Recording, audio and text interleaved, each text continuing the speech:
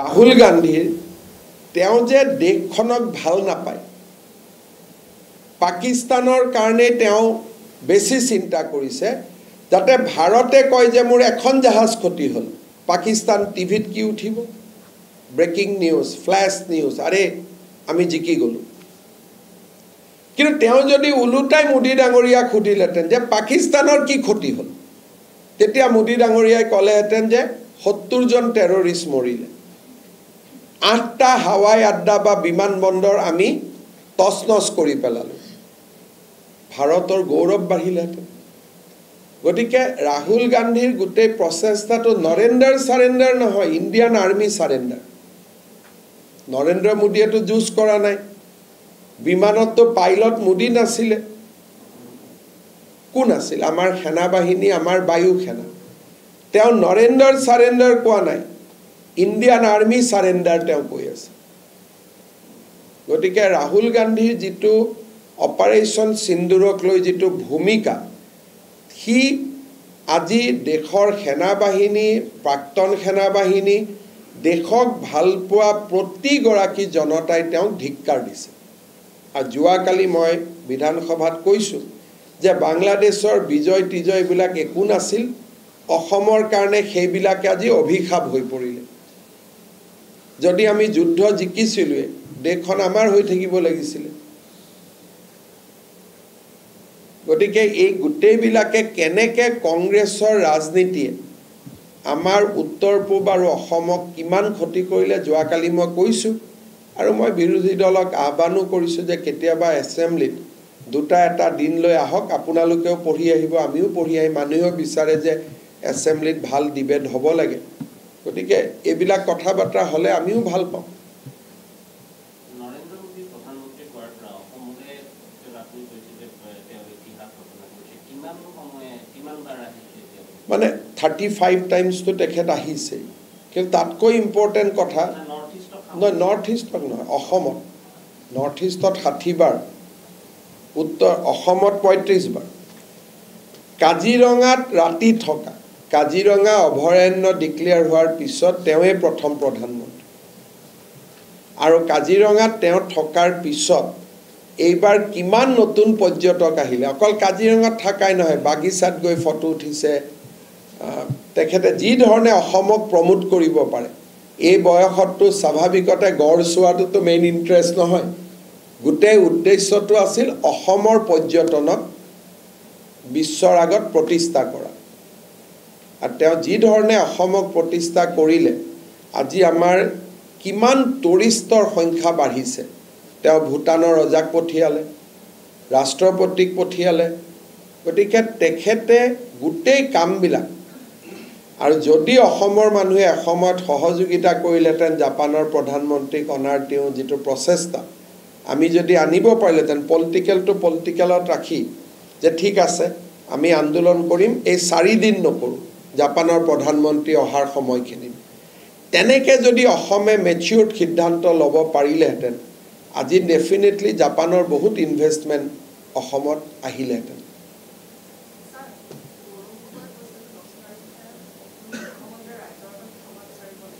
So তেনেকে আপুনি ভাবে নেকি হিমন্ত বিশ্ব শৰ্মা আজিলৈকে ক্ষমা খোজা কাম কৰিছে নেকি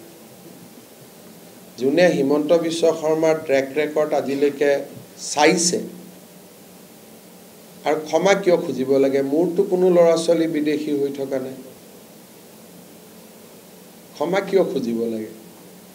মোৰটো লৰাও অসমীয়া ইণ্ডিয়া মোৰ ছোৱালীও ইণ্ডিয়ান মই কিয় ক্ষমা খুজিব লাগে এই চিন্তাবিলাক কিমান বেয়া যিজনৰ ঘৰত গুটেইকেইটা ভাৰতীয় তেওঁ ক্ষমা খুজিব কাক ক্ষমা খুজিব যাৰ ঘৰত গুটেইকেইটা বিদেশী সেইটো কি ধৰণৰ অদ্ভুত আপোনালোককো কিয় বুৰ্বক বনাই মই বুজি নাপাওঁ আপোনালোকে যে এনেকে যে নোটটো কৰিব যায় এইবিলাক মই আপোনালোকক দেখি মোৰ দুখ লাগে আৰু মুখতে কৈ থাকে মোৰ ল'ৰা ছোৱালী বিদেশী আৰু আপোনালোকে খুব এনেকে লিখে মোৰটো আপোনালোকৰ প্ৰতি মাজে মাজে দুখ লাগে যে এনেকেও থাকিব পাৰে না মোৰ আগত কলে মই কলো এতেনে আপুনি ইমান নিলজ্জ কিন্তু আপোনালোকে কি ভাল পাইতো আপোনালোকে জানে মই ইমানখিনি ইংৰাজীত কোৱাটো সম্ভৱ নহব না মই পিছত কৈছো অসমৰ কাৰণে এটা অতি উন্নয়নৰ ক্ষেত্ৰত বাধা হৈ এই ক্ষেত্ৰত দেশৰ প্ৰধানমন্ত্ৰী বা ভাৰত চৰকাৰে এনেকুৱা ধৰণৰ পদক্ষেপ লৈছে আৰু কিমান ডেভেলপমেণ্ট চাওক বানপানীৰ ক্ষেত্ৰত এইবাৰ বানপানীৰ পিছত আমি কথা পাতিম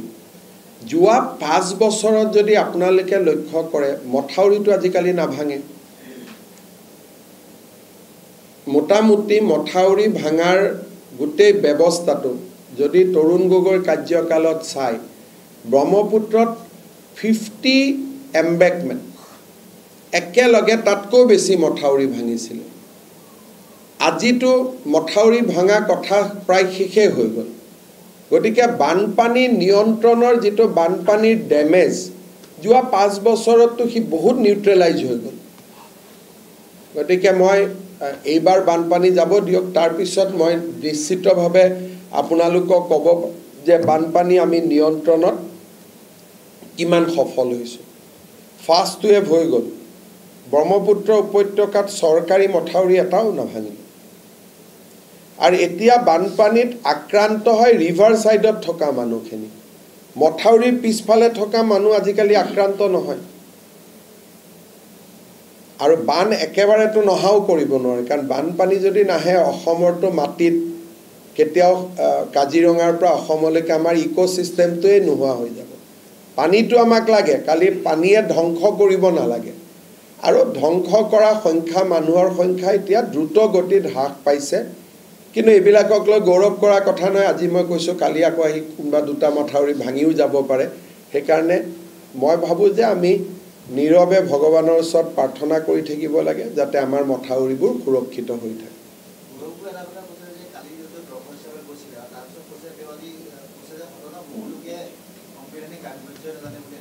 তেনেকুৱা ক'ব নাপায় না তেওঁতো ব্ৰিটিছ সংসদ আৰু ভাৰতৰ সংসদৰ তুলনা কৰে গতিকে আমাৰ বিধানসভাখনক বহু লোকে বিধানসভাই নাজানে তানে কাক অপমান কৰি থৈ গ'ল তেওঁলোকৰ নিজৰ এমএলএ বিলাককে অপমান কৰি দিলে কংগ্ৰেছৰ ইন্টাৰনেল পলিটিক্সটো বহুত ডেঞ্জাৰাছ কথা তেওঁলোকৰ এমএলএ খনিৰ ওপৰত তেওঁলোকৰ নেতাসকলৰ বিশ্বাস নাই আৰু যদি এখন বিধানসভা কয় যে বিধানসভা একোৱে নাজানে তেতিয়া কি কম এইবিলাক ডাঙৰ ডাঙৰ মানুহৰ ল'ৰা ছোৱালী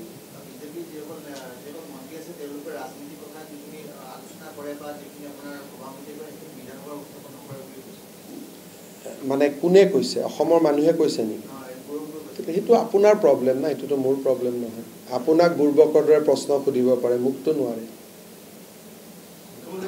গতিকে আপোনাক প্ৰশ্ন খুদিব পাৰে কাৰণ আপুনি তেওঁৰ প্ৰশ্নৰ উত্তৰ দি বা এনেকুৱা ধৰণৰ নোট লৈ ভাল পায়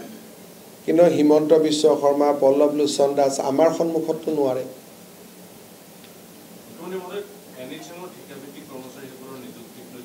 তেওঁলোক নিযুক্তি হৈয়ে আছে নিযুক্তিটো হৈ আছে প্ৰত্যেক মাহত দৰমহাও পাই আছে নিযুক্তিটো হৈ আছে আৰু মই চাকৰি দিছো সবকে মোৰ দিনতে চাকৰি পাইছে নিয়মীয়াকৰণৰ কথাটো চাকৰি দিয়াৰ সময়টোতো আমি কেতিয়াও পতা নাছিলো যে এটো নিয়মীয়াকৰণৰ কিবা কথা আছে বুলি চাকৰি এনএক্সএমৰ চাকৰিটোৱে কন্ট্ৰাকচুৱেল এটো প্ৰথম এডভাৰটাইজ কৰোতেইটো আমি কন্ট্ৰাকচুৱেল বুলি কৈছো যদি নিয়মীয়া কৰিব লাগে আকৌ নতুন এডভাৰটাইজ কৰিব লাগিব উচ্চতম ন্যায়ালয় উচ্চ ন্যায়ালয়ৰ 3টা 4টা জাজমেন্ট আছে কন্ট্ৰাকচুৱেল বুলি কৈ পিছত নিয়মীয়া কৰিব নোৱাৰে যদি নিয়মীয়া কৰিব লাগে তাক প্ৰথমতেই ক'ব লাগিব এটো কাৰণ কন্ট্ৰাকচুৱেল বুলি গম পালে বহুত চোকা লৰাই পৰীক্ষাটো নিদিয়ে এইটো কন্ট্ৰাকচুৱেল চাকৰি মই নকৰো পিছত যেতিয়া গম পাই মোক নিয়মীয়া কৰি দিলে তে সেইটো আগত আছিল আজিকালি তেনেকুৱা নিয়মেই নাই হ'ব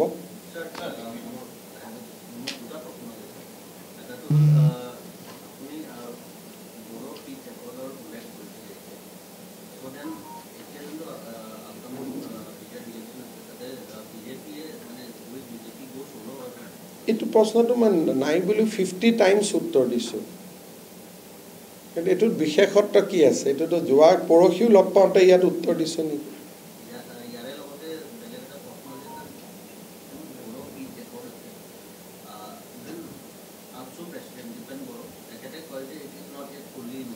More not yet fully implemented.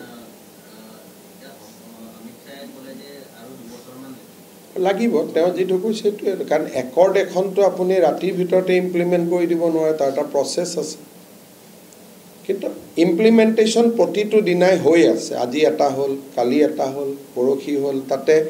Minimum 20-25টা close থাকে একে ৰাতিত একেলগে বহি কৰিব নোৱাৰে কিন্তু ইমপ্লিমেণ্টেশ্যনটো চলি আছে আজি উপেন ব্ৰহ্ম ডাঙৰীয়াৰ প্ৰতিমা নতুন দিল্লীত স্থাপন হ'ল কোনেওতো দাবীও নাছিল গতিকে বড়ো একৰ্ডত নিলিখা কামো অমিত শ্বাহ ডাঙৰীয়াই কৰিছে লিখাখিনিতো কৰিয়ে আছে নিলিখা কামো তেওঁ কৰিছে উপেন ব্ৰহ্মৰ নামত ৰাস্তা হ'ব সেইটোতো কোনো একৰ্ডতো নাই এইটো অমিত শ্বাহ ডাঙৰীয়াই নিজে কৰিছে যে নহয় আমি একৰ্ডত লিখা কথাতকৈও বেছিকৈ কৰিম গতিকে বড়ো একৰ্ডত যিমান আছে তাতকৈ নিশ্চিতভাৱে বেছিয়ে হ'ব কম নহয় আৰু তাৰ প্ৰমাণ অমিত শ্বাহ ডাঙৰীয়াই ইতিমধ্যে দেখুৱাইছে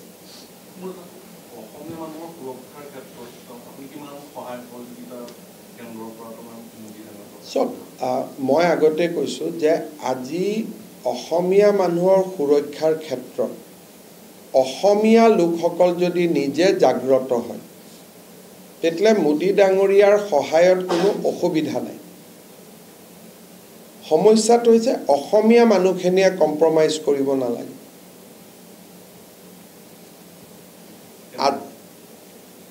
যিটো আমাৰ চিন্তা যে আমি সুৰক্ষিত হৈ থাকিব লাগে সেই সুৰক্ষিত হৈ থকাৰ ক্ষেত্ৰত অসমীয়া মানুহৰ নন কম্প্ৰমাইজিং যদি সিচুৱেশ্যন থাকে আমাক সকলোৱে সহায় কৰিব কিন্তু যেতিয়া আমাৰ কম্প্ৰমাইজিং পজিশ্যন থাকে মোদী ডাঙৰীয়াই আমাক কৈছে যে পুছবেক কৰক অসমীয়াই কৈছে কিয় পুছবেক কৰি আছে আটাইতকৈ সমালোচনাটো অসমীয়া মানুহে কৰি আছে তেওঁ কংগ্ৰেছ হওক বিজেপি হওক বেলেগ কথা গতিকে অসমীয়া মানুহৰ সুৰক্ষা মোদী ডাঙৰীয়াই সুৰক্ষিত কৰিব নোৱাৰে অসমীয়াই যিখিনি কথা মোদী ডাঙৰীয়াৰ পৰা বিচাৰিব যে বিদেশী আছে আমি বিএছএফক গতাই দিছোঁ বিএছএফে পুছবেক কৰি দিব কিন্তু যদি আমিয়ে বিএছএফক গতাই নিদিওঁ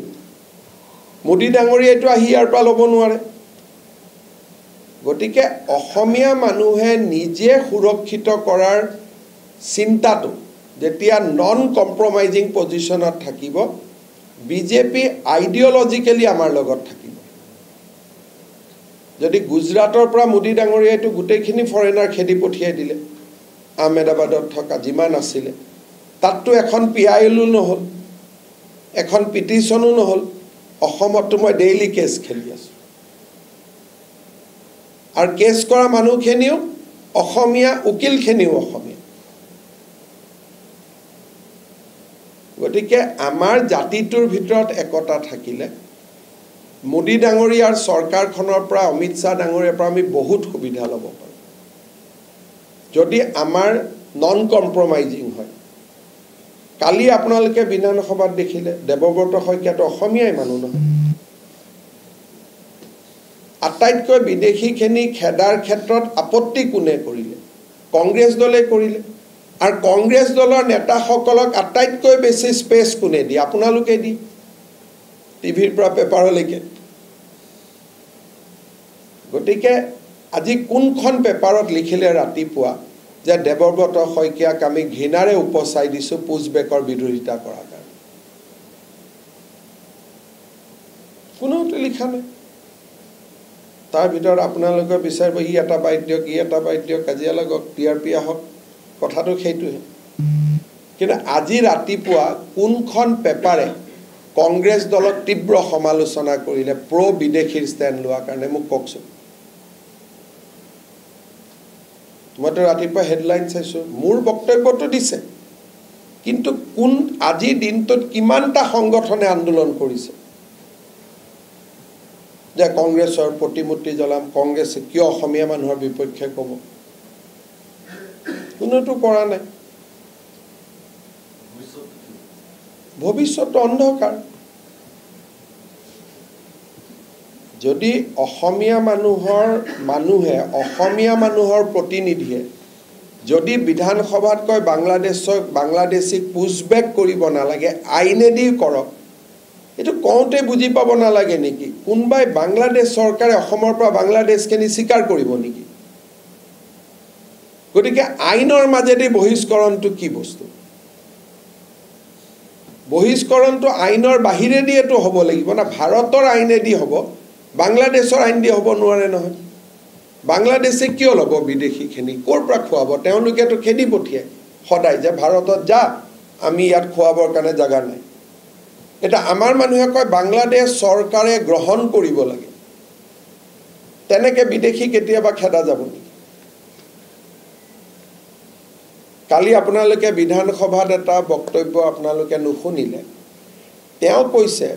যে 1950 চনৰ আইনখনত যেতিয়া অসমত বিষ্ণুৰাম মেধিহঁতে বিদেশী খেদা আৰম্ভ কৰিলে তেতিয়া জৱাহৰলাল নেহৰুৱে চিঠি লিখিলে যে এই আইনখন দি বিদেশী বহিষ্কাৰ কৰিব নালাগে বুলি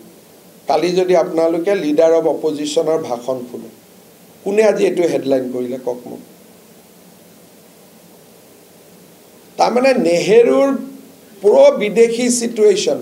1950 ৰ পৰাই আছে যে অসমত বিদেশীখিনি থাকক কালিতো মই কোৱা কথা না মই নাজানিছিলে মই আজি চাব দিছো কালি দেৱব্ৰত শইকীয়াই কৈ আছে বিধানসভাত যে ইমিগ্ৰেন্ট এক্সপালছন একখন ইমপ্লিমেন্ট নকৰিবৰ কাৰণে নেহৰুৱে চিঠি লিখে আজি তো মই কতো দেখাও নাই আজি আমাৰ অসমত 2895 ফেসবুক একাউন্ট এক্টিভ হৈ আছে যি সমূহ ক'ৰ পৰা চলি আছে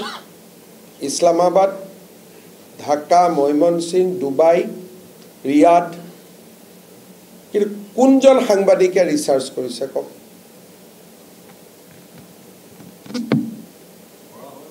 এটো ৰিসাৰ্চ কৰিবৰ কাৰণে তো একোৱে নালাগে মাত্ৰ কমেন্ট খিনি লৈ যাব লাগে গৈ চাব লাগে যে ইয়াৰ এড্ৰেছটো ক'ত আছে তানে আমি অসমীয়া মানুহখিনি অসমৰ ওপৰত থকা যিটো শংকা বা যিটো বিপদ ঘণ্টা তাক আমি ইগনোৰ কৰি আছো এটো সব মই এটা সৰু উদাহৰণ দিলো এজন হুছেইন বিল অবেয়ান ঠিক আছে লিখা আছে সিটিজি মানে চিটাগং তেওঁৰ ফেসবুক পেজত ফটো লগাই থৈ দিছে এখন বাংলাদেশৰ পতাকা এখন ইণ্ডিয়াৰ পতাকা ইয়াৰ নহয় তাৰ প্ৰায় কৰি আছে ইয়াৰটো হ'বই ন ইয়াৰ পৰা কৰিলে তো সব আৰু ম্যাক্সিমাম কংগ্ৰেছৰ পোষ্টত তেওঁলোকে কমেন্ট কৰি থাকে এজন সক ৰবিউল আলম ৰুবুল লিখা আছে ময়মনসিংৰ হয় অসম কংগ্ৰেছৰ পোষ্টত তেওঁলোকে কিয় হেৰি কৰে We have identified 2895 account মই কিতাপ এখন কৰি আপোনালোকক দি মই আজি দুটা মই কালি চাবৰ কাৰণে লৈ এজন সব ৰবিউল আলম ৰুবেল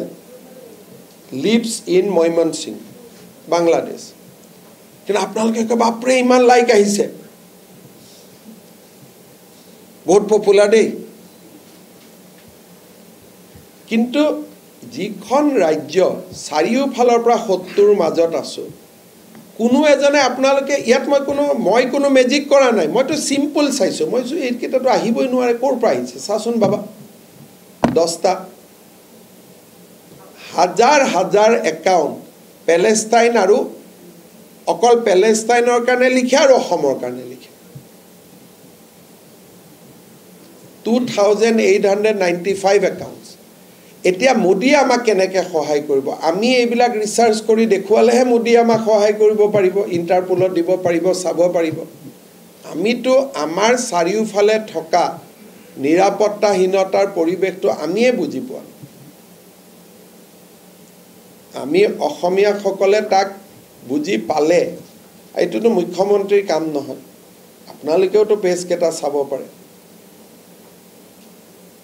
নে অকলে তো মুখ্যমন্ত্ৰীৰ কাম গতিকে সেইটো নহয় অসমখন হল এটো আজিৰ প্ৰজেক্ট নহয় আজি 50 বছৰৰ পৰা জুলফিকৰ আলীৰ ভুট্টুৰ দিনৰ পৰা পাকিস্তানৰ লিডাৰশ্বিপৰ ষ্টেটমেণ্টত এইবোৰ অসমত প্ৰবন্ধ বহুত আছেই যে যিহেতু অসমখনক প্ৰস্তাৱ কৰা হৈছিল যে এখন পাকিস্তানৰ লগত যাব, গোপীনাথ বৰদলৈ যাব নিদিলে, গতিকে অসমৰ প্ৰতি তেওঁলোকৰ ইণ্টাৰেষ্ট এটা স্বাধীনতাৰ দুখমোকালিতে আৰম্ভ হৈছিল, আজি নহয়। আৰু এইবিলাকতো মই কোৱা কথা ক'লে যে এনেকুৱা লাগিব কিবা মই নতুনকৈ ইনভেনশ্যন কৰিছোঁ নেকি। গ্ৰুপিঙত অসমখন পাকিস্তানৰ লগত গৈছিলে। আজি যদি আপোনালোকে গম পায় যে শিলিগুৰিখন অসমৰ লগত আহিবলগীয়া আছিল, নাহিলে,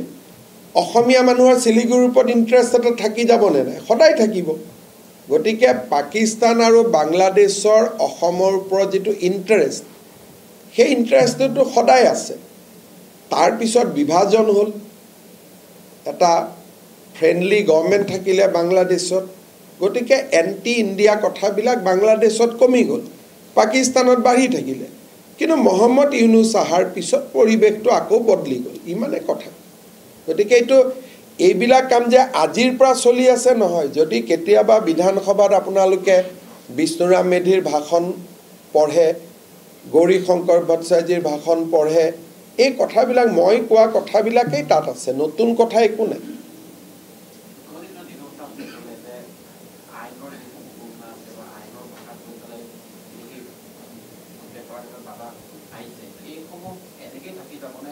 এনেকৈ যেতিয়ালৈকে অসমীয়াই একত্ৰিত হৈ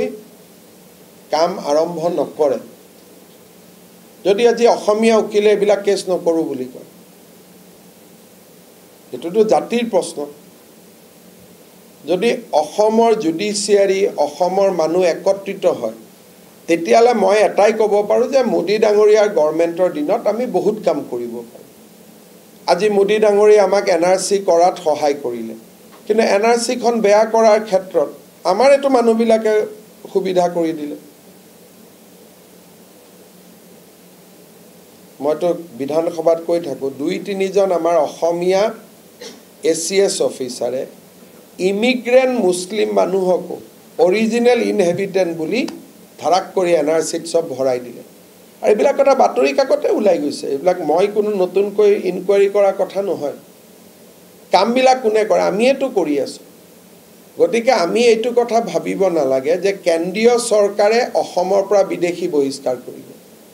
অসমে যেতিয়া নিজে আগভাগ ল'ব, কেন্দ্ৰীয় চৰকাৰে আমাক পূৰ্ণ সহযোগিতা কৰিব। কিন্তু আমিয়ে যদি তাতো মছলা বিচাৰি থাকোঁ, তেতিয়াহ'লে নহ'ব। কিন্তু মই বিশ্বাস কৰোঁ this is the best time.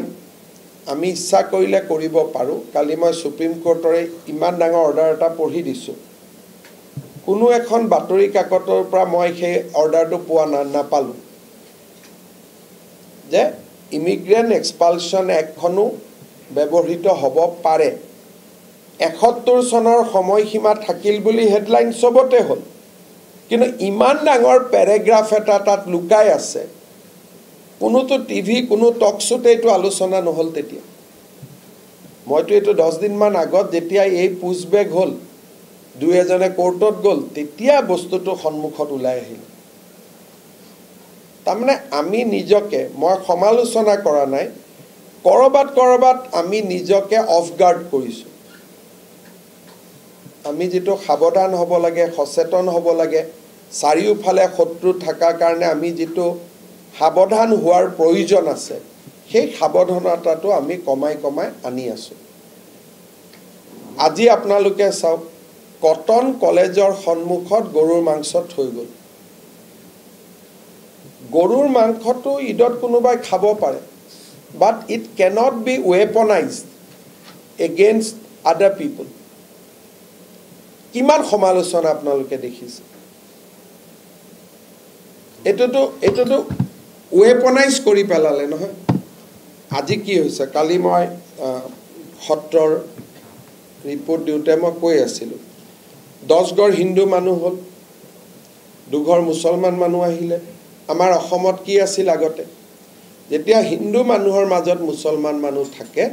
মুছলমান মানুহজনে একদম সাৱধানতাৰে যে যাতে ওচৰৰ হিন্দু মানুহখিনিয়ে কষ্ট নাপায়। আমাৰ এইটো পৰম্পৰা। আৰু সেইকাৰণে মই অসমীয়া মুছলিম মানুহখিনিক মোক ভোট দিয়ক নিদিয়ক সদায় মই সন্মান সহকাৰে কথা কওঁ লুকাব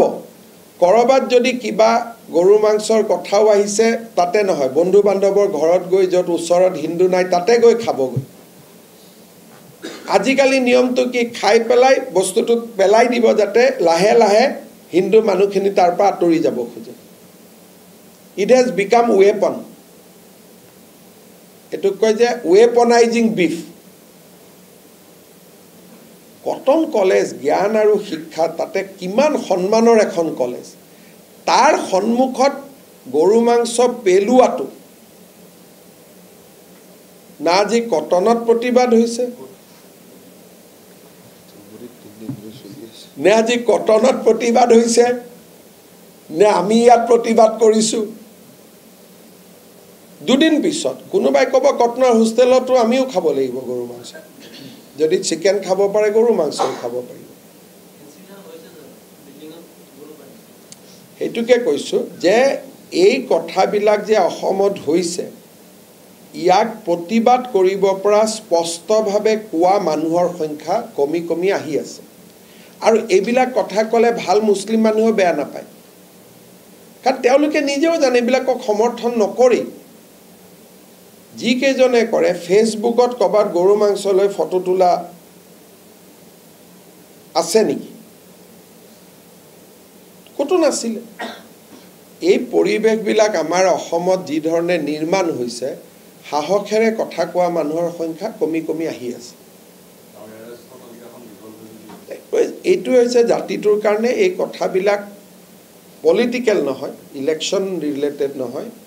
বাকি গৈ আমি চিন্তা কৰিব লাগিব আৰু নহ'লে যদি সকলোৱে ভাবে ভোটটোতো এটা সৰু কথা যে আপুনি যদি কৈ দিলে যে মই ৱাকফ বিলক ময়ো বিৰোধিতা কৰিছোঁ ৰাতি ৰাতি আপুনি হিৰো হৈ গ'ল বোলে ট্ৰিপল তালাকক ময়ো বিৰোধিতা কৰিছোঁ ৰাতিপুৱা ৰাতি ৰাতি আপুনি হিৰো হৈ গ'ল কিন্তু সঁচা কথাখিনি কোনে ক'ব আজি যদি কটনৰ সন্মুখত গৰুৰ মাংস থৈ যোৱাটোত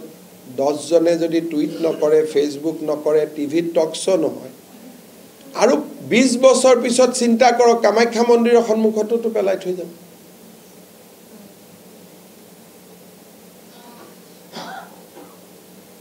এই কথাবিলাকৰ কাৰণে অকল মুখ্যমন্ত্ৰীজন নহয় আৰু মই একদম বিশ্বাস কৰোঁ এই ঘটনাটো হোৱাৰ পৰা মোক বেয়া কথা বুলি ফোন কৰা 3জন মুছলিম মানুহে মোক মাত্ৰ 3জন মুছলিম মানুহে ফোন কৰিছে যে এইটো বৰ বেয়া লাগিলে এইটো হ'ব নালাগিছিল বুলি এই কটনৰ ঘটনাটোক লৈ বাকি ধুবুৰী হুজাই মইতো বাদ দিছোঁ যে এইখিনি বাৰু তাত মেজৰিটি মাইনৰিটি বেলেগ বেলেগ কথা কিন্তু কটনৰ দৰে পবিত্ৰ শিক্ষানুষ্ঠান এখনটো ক'তো নাই আৰু ঘটনাটো বেয়া বুলি মোক ফোন কৰা 3জনো কিন্তু মুছলিম মানুহে আমাৰ অসমীয়া মুছলিম মানুহে মোক ফোন কৰিছে আৰু এজন MLA ফোন কৰিছে যে এইটো বেয়া হৈছে আমি বেয়া পাইছোঁ বুলি কিন্তু আমাৰতো এইবিলাক একো নাই আপোনালোকে বেলেগ বেলেগ ফটো তোলাত ব্যস্ত হৈ আছে আৰক্ষীয়ে কি কৰিব আৰক্ষীয়ে যদি ধৰি আনি কিবা কাৰণত এনকাউণ্টাৰ এটা হয় পিছত আপোনালোকে এনকাউণ্টাৰৰ প্ৰমাণ বিচাৰি থাকিব না আৰক্ষীটো দুইফালে বিপদ আৰক্ষীকটো যি কৰিব লাগে লগে লগে কৰাব পাৰি কিন্তু এনকাউণ্টাৰ হ'লে আৰক্ষী দুখী হৈ যায় আৰে এনকাউণ্টাৰ মানে কি মোক মাৰিছিল কাৰণে মই মাৰিলোঁ কিন্তু সেইটোৰ ওপৰতো আপোনালোকে ভাবক এনকাউণ্টাৰৰ কেছত সুপ্ৰিম কোৰ্টে ক'লে যে আমাৰ ইয়াত নহ'ব যি আছে হিউমেন ৰাইটছ কমিশ্যনত যাওক যেতিয়া ইয়াত চলি আছিল এনকাউণ্টাৰত বিপদত পৰিব অসম চৰকাৰ এনেকুৱা হেডলাইন কেইটা হৈছে বিপদ মুক্ত হোৱাৰ পিছত কেইটা হেডলাইন হ'ল গতিকে আৰক্ষীক আপুনিতো আৰক্ষীটো কি এটা ঢোল হয় যিমান পিতে সি ইমান পিটন খাই থাকিব যদি আৰক্ষীক অসমৰ মানুহে কয় যে তহঁতি যি কৰিব লাগে কৰ আমি পিছত আছোঁ আৰক্ষীয়ে চব কৰিব কিন্তু আৰক্ষীয়ে জানে যে মোক এনেকৈ আগুৱাই লৈ যাব তাৰপিছত মই কামটো কৰাৰ পিছত মোক ইফালে বাজ দিব তেওঁলোকতো চাকৰি কৰাই মানুহ এতিয়া মই সাহসত থিয় হৈ আছোঁ বুলি যে যি কৰ মই লগত আছোঁ বুলি চলি আছে মই নাথাকিম আমিতো পলিটিকেল বেকিং নাপাওঁ আমি কিয় কৰিম আৰক্ষীটো আপোনালোকে জানেই যে আৰক্ষীটো দেয়াৰ সব কামটো আৰু একদম IPC CRPC মতে নহয় কবাত যদি আপোনাক মাৰিব আহিছে গুলিটো খুলিবই তে আপুনি যদি কয় ৰক ৰক ইয়াত মোক মেজিষ্ট্ৰেট লাগিব উল্টাই গুলিয়াবৰ কাৰণে হেতুটো নহব গতিকে সাহসটো আপুনি দিব লাগিব ভাই তোক যদি গুলি মাৰিব আহিছে তই গুলি মাৰিবি তেতিয়া মেজিষ্ট্ৰেটৰ দৰকাৰ নাই এই সাহসখিনি দিব কোনে অকল মুখ্যমন্ত্ৰীয়ে নহয় গোটেই অসমৰ মানুহে যে আমি লগত আছো যদি আপোনালোকে তেনেকুৱা এটা স্থিতিলৈকে যাব পাৰে মই ভাবো যে আমি সংকটবিলাক কমাব পাৰিম যোৱাকালি মই বিধানসভাত এটা ডাঙৰ কথা কৈছিলো আপোনালোকে কথাটো মাইন্ড কৰা নাই বা শুনা নাই অসমত কেনেকে পৰিৱৰ্তন হ'ল আপোনালোকে কেতিয়াবা গোৱালপাৰা টাউনত যাব টাউনৰ লগতে ৰাজ্যখিনি এখন ফৰেষ্ট আছে PRF তেওঁলোকে কি কৰিলে বাগবৰৰ পৰা নদী ভাঙা মানুহ বুলি গোৱালপাৰাত সোমালে ইমান মানুহ সোমালে যে মেজৰিটি হিন্দু সমষ্টিটো মেজৰিটি মুছলিম সমষ্টি হৈ থাকিল একেবাৰে গোৱালপাৰা সাৰ্কিট হাউছৰ লগত DC কোৰ্টৰ লগত আৰু ফৰেষ্ট আছিল অসমৰ ফৰেষ্ট মন্ত্ৰী কোন আছিল আপোনালোকে জানে মই পলিটিক্যাল কৰিব খোজা নাই কাজিৰঙাৰ গড় হত্যাটো আমি যিমান সিৰিয়াসলি লওঁ এনেকুৱাৰ বহুত ঘটনা আছে লামডিঙত উঠি গল আমি ঘূৰাই পঠালো এটা এটা মানুহ সমষ্টিত আহাৰ লগে লগে মেজৰিটি হিন্দু সমষ্টিটো মেজৰিটিত বদলি যায় এতিয়া মোৰ কথাটো হ'ল যে নদী ভাঙিছে চৰকাৰক আবেদন কৰিব আমি বৰপেটা জিলাতে মাটি দিলোহেঁতেন য'ৰ পৰা আছে তাতেই দিব পাৰোঁ কিন্তু নদী ভাঙা মানুহ বুলি কৈ গোৱালপাৰা টাউনত DC কোৰ্টৰ কাষত যি মাটিৰ কথা আজিৰ দিনত 20 লাখ টকা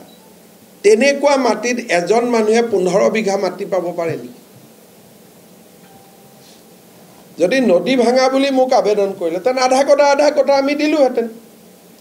কিন্তু আপোনালোকে গৈ কেতিয়াবা তাতে গৈ চায়ক মই চাইটো মই নিজে গ'লো মোক কওঁতে মই বিশ্বাস কৰা নাই মই নিজে গ'লো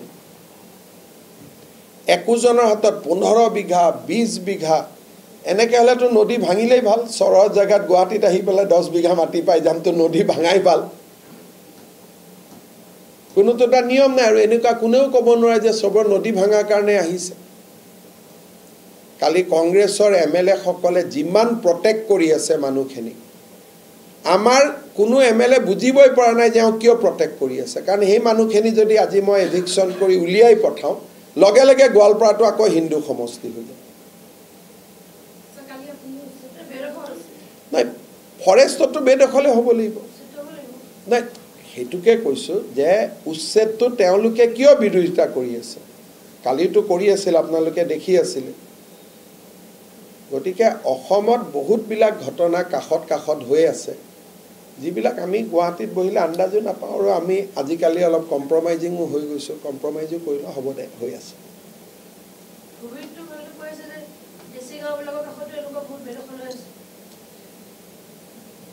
মানে মোৰ কাৰণে 4 বছৰত মই যিমান কৰিছো গৰু খুটিৰ পৰা আৰম্ভ কৰি বুঢ়া পাহাৰৰ পৰা যিমান কৰিব কৰিছো দিল্লীও বেগ দিছে যিমানখিনি হৈছে কিন্তু এটা ষ্টেজৰ পিছত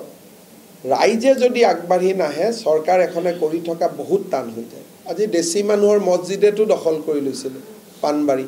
জয়ন্ত মল্ল বৰুৱাক পঠাই মই আকৌ উদ্ধাৰ কৰাই দিছো গতিকে মই ভাবো যে অসমখনক লৈ চিন্তা কৰাৰ আছে আৰু এটা আমাৰ কাৰণে সুবিধা কি যে দিল্লীত আমাক সহায় কৰিব খোজে যদি আমি নিজকে নিজে সহায় কৰিব খোজো আৰু গোৱালপাৰাত যে ইমান ডাঙৰ কাম এটা হৈ আছে ময়ো মন্ত্ৰী আছিলোঁ ইমানবাৰ গোৱালপাৰাত গৈছোঁ গোৱালপাৰা কোনো মানুহে মোক কোৱা নাই মই সম্পূৰ্ণভাৱে আন কাকো দোষ নিদিওঁ 2016ত আমি মন্ত্ৰী হলোঁ তেতিয়াও যদি মোক কোনোবাই মেমৰেণ্ডাম এখন দিলেহেঁতেন 16ৰ পৰা 25লৈকে অহাখিনিতো ময়ো বন্ধ কৰিব পাৰিলোহেঁতেন এভিকশ্যন কৰাটো দূৰৰ কথা আজিতো তাত আৰু নতুনকৈ এটা মানুহ নাহে মই গ'লোঁ তাতে ফুল ষ্টপ দি দিলোঁ থাকাখিনিক এভিকশ্যন কৰাটো এটা আইনী প্ৰক্ৰিয়া সময় লাগিব বেলেগ কথা 16 চনতে যদি মোক কোনোবাই ক'লেহেঁতেন যে ইয়াত আহি আছে এবাৰ দাদা আপুনি আহি পেলাই বা সোণোৱাল ডাঙৰীয়াক যদি ক'লেহেঁতেন বা ৰেভিনিউ মিনিষ্টাৰ যোন আছিল আমি গ'লে আমি অন্ততঃ প্ৰবাহটো বন্ধ কৰি দিব পাৰিলোহেঁতেন আমাৰ মানুহে ভাবে যে ক'লে কি জানি আমি ধৰ্ম নিৰপেক্ষ নহয় বুলি ক'ব তেনেকুৱা পইণ্ট আজিকালি আমাৰ হৈ গ'ল গতিকে এইবিলাক থাকে কিন্তু যি নহওক লাহে লাহে কালি যিটো ক'লোঁ যে সুপ্ৰিম কোৰ্টৰ যিটো অৰ্ডাৰ 1950 এই অৰ্ডাৰটো দি এতিয়া আমি বহুত কাম কৰিব পাৰিম ভাল পুছবেকো কৰিব পাৰিম আৰু লাহে লাহে আমি ইয়াতে হাইকোৰ্টত মাজে মাজে আমি ষ্টে অৰ্ডাৰ পাই থাকোঁ এটা কেছ আমি সুপ্ৰিম কোৰ্টতো লৈ যাব খুজিছোঁ যাতে ফৰেষ্টৰ এভিকশ্যনৰ ক্ষেত্ৰত আমি যাতে বেছি বাধা নাপাওঁ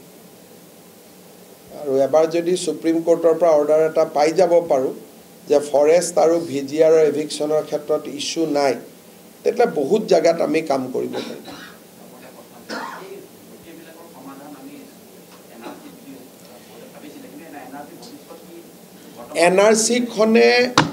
NRC খনক লৈ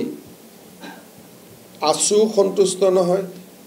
আমিও নহয় আপুনিও নহয় কোনো নহয় আমি এটা বিচাৰি আছোঁ যে 20% আৰু 10% পুনৰীক্ষণ গতিকে সেইটো যদি আমি কৰাব পাৰোঁ এতিয়ালৈকে সুপ্ৰিম কোৰ্টে মানা নাই কিন্তু মোৰ বিশ্বাস যে কোনোবা এটা সময়ত আমি মনাব পাৰিম গতিকে কিন্তু এটা কথা সুপ্ৰিম কোৰ্টে কৈছে যে বিদেশী বহিষ্কৰণৰ ক্ষেত্ৰত NRCৰ কোনো সম্পৰ্ক নাই NRCত নাম থাকিলেও যদি বিদেশী তাক খেদিব পাৰি ড্ৰাফট এতিয়াতো NRCটো ফাইনেল NRC হৈ গ'ল ন এতিয়াতো ড্ৰাফট NRC নাই শব্দত মানে ফাইনেল NRC হ'লেও NRCখন এনেকুৱা বস্তু নহয় যে NRCত মই ভুল কৰি সোমাই গ'লোঁ মানে কামটো হৈ গ'ল যদি মেট্ৰিক পৰীক্ষা আপুনি বেলেগে বহি পাছ কৰে তেতিয়াহ'লে আপুনিতো ৰিজাল্টটো কেনচেল কৰিব পাৰে ধৰক মোৰ হৈ বহিলে জয়ন্ত মল্ল বৰুৱা পাছ কৰিলোঁ পিছত প্ৰমাণ হ'ল যে মই বহা নাছিলোঁ জয়ন্ত মল্ল বৰুৱাহে বহিছিলে পাছ কৰিলেওতো পাছটো ফেইল হ'ব নহয় গতিকে NRCৰ নামটোৱে বহুত মানুহে ভাবিছে যে NRCৰ নাম সোমাল মানে মই স্বদেশী হৈ গ'লোঁ তেনেকুৱা কথা নহয় NRCত নাম থাকিলেও যদি উপযুক্ত প্ৰমাণ থাকে আমি তাক আইনৰ গণ্ডিৰ মাজলৈ আনিব পাৰিম ৰিজেকশ্যন স্লিপ দিয়া হ'ব কিন্তু ৰিজেকশ্যন স্লিপ দিলেতো খেদা নাযাব নহয় গতিকে যি ৰিজেক্ট আছে তাক চক কেছ হ'লে কিমান বছৰ কেছটো চলিব নাই নাই কিমান বছৰ কেছটো চলিব সেইকাৰণে পুছবেক কৰি দিওঁ সোনকালে হৈ যাব এই কেছ মামলাক বিশ্বাস কৰি থাকিলে এতিয়া লাভ নহ'ব আৰু যেহেতু সুপ্ৰিম কোৰ্টৰ সাংবিধানিক বিচাৰপীঠে আমাক দিছে যে খেদি দিয়াৰ অধিকাৰ অসম চৰকাৰৰ আছে এতিয়াতো এইটো আইন বিৰুদ্ধ কথা নহয় এইটোতো জাষ্টিছ সূৰ্যকান্তে দিয়া এটা জাজমেণ্ট হয় এইটো মই ক'লে ক'ব এই আইন বিৰুদ্ধ কথা কৈছে পুছবেক শব্দটো কোৱা নাই ৰিমুভড হি কেন বি ৰিমুভড চ' ৰিমুভড এণ্ড পুছবেক শব্দটো এতিয়াৰ পৰা পুছবেক নকৈ ৰিমুভ কৰি দিম বুলি ক'লে হ'ব কথাটো শব্দটো একে মিনিংটোতো একেই আৰু এটা বস্তু আছে তাতে remove from Assam and India অকল মাত্ৰ অসমৰ পৰাও খেদি দিব পাৰি যদি আমি ভাবোঁ যে তেওঁলোক বেলেগ কোনোবা ৰাজ্যৰ পৰা আহিছিলে থ্ৰু আছাম বা অসমলৈকে ডাইৰেক্ট অহা নাছিল অমুক ৰাজ্য দি আহিছিল যি ৰাজ্যলৈ আহিছিল সেই ৰাজ্যলৈকেও আমি পঠাই দিব পাৰোঁ একখন খুব ভাল হয় কেতিয়াবা আপোনালোকে পঢ়িব যে foreigners can be removed and evicted তাত ৱৰ্ডিংছ আৰু ডিচিয়ে মাত্ৰ ভাবিলেই হ'ল গতিকে এইখন এতিয়া আমি অলপ অলপ কৰি আছোঁ কেইটামান এতিয়াও 35 জন ৰেডি হৈ আছে পানীৰ কাৰণে যাব পৰা নাই 2 দিনতে যাব এইবিলাক পঠালে আমাৰ ইয়াত সমস্যাটো বহুত ডাঙৰ পঠাই সমাধান কৰিব নোৱাৰি কিন্তু পঠালে নতুনকৈ অহা ৰাস্তাটো বন্ধ হৈ যায় তাতে মেছেজটো গৈ পায় যে নাযাবি দে বিপদ হ'ব অৰুণাচলে মাজে মাজে পঠাই থাকে কাৰণে এটা মানুহৰ মনত ভয় এটা থাকে আমাৰ ইয়াত ভয়টো একেবাৰে নোহোৱা হৈ গৈছে কাৰণ জানে এইবোৰ ৰিজেকশ্যন স্লিপ ট্ৰিব্যুনেল হাই কোৰ্ট সুপ্ৰিম কোৰ্ট আৰু এজন হৰ্ষ মণ্ডৰ বুলি মানুহ আছে তেখেতে গোটেই কেছবিলাক কৰোৱাই দিয়ে এছেম্বলিতে মই কৈছোঁ তেওঁ বহুত এনআৰচিখনো গোটেই এনআৰচিখন ধ্বংস কৰাৰ ক্ষেত্ৰত তেওঁৰ ৰোলটো আটাইতকৈ ডাঙৰ আৰু তেওঁ কোন আছিল সোনিয়া গান্ধীৰ যিখন নেশ্যনেল এডভাইজাৰী কমিটি আছিল তাৰ তেওঁৰ মেম্বাৰ আছিল